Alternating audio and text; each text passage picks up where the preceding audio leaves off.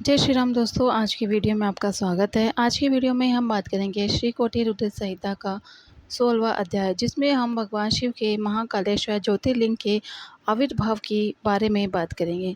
जानकारी अच्छी लगे तो लाइक करें, चैनल पे पहली बार आए हैं चैनल को सब्सक्राइब करें, बेल आइकन के बटन को दबाएं, ऑल पे प्रेस करें। सुति जी बोले कि हे ऋषियों, अब मैं आपको महाकालेश्वर नामक ज्योतिर्लिंग के आविर्भाव के संबंध में बताता हूँ। अवंतिकापुरी में एक ब्राह्मण रहते थे।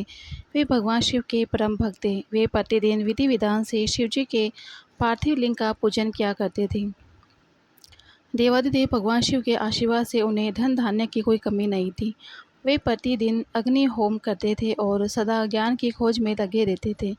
इस प्रकार सभी प्रकार के सुखों को भोग कर अंत में उन्हें शिवलोक की प्राप्ति हुई। उन ब्राह्मण देवता के देवप्रिय, मेधाप्रिय, सुकृत एवं धर्मबाहु नाम के 4 पुत्र थे। वे चारों भी अपने पिता के समान ही सद्गुणी थे। उनके कारण अवंतिका नगरी ब्रह्म तेज से परिपूर्ण थी। वहीं पास में ही रत्नमाला नाम का एक पर्वत था। उसी पर्वत पर दूषण नामक एक राक्षस रहता था। उसने घोर तपस्या करके ब्रह्मा जी को प्रसन्न कर लिया था। ब्रह्मा जी से इच्छित वर पाकर वह दूषित धर्म का शत्रु बन गया था। वह धर्म का नाश करना चाहता था। अपने अथाह बल और पराक्रम से उसने सभी देवताओं, मनुष्य और तीनों लोकों के जीवों को अपने अधीन कर लिया था। वह ब्राह्मणों एवं सदाचारियों पर आक्रमण करके उन्हें अनेक प्रकार से दंडित करता था। एक दिन दूषण नाम का एक वह दैत्य अपनी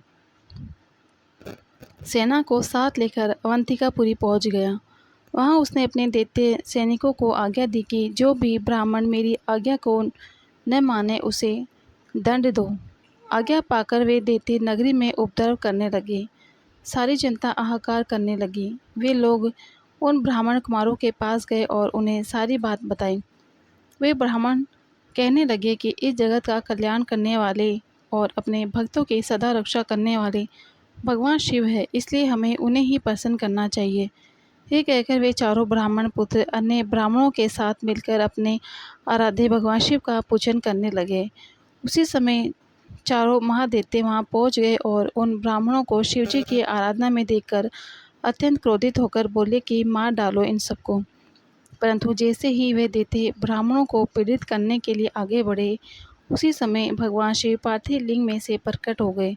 उन्होंने पल भर में ही सब दैत्यों को मार डाला और दूषण नामक महादैत्य को भी मौत के घाट उतार दिया। शिवजी को साक्षात सामने पाकर वे सभी ब्राह्मण भगवान शिव की स्तुति करने लगे। आकाश से देवता पुष्प वर्षा करने लगे। भगवान शिव ने प्रसन्नता पूर्वक उन ब्राह्मण कुमारों को वरदान मांगने के लिए कहा।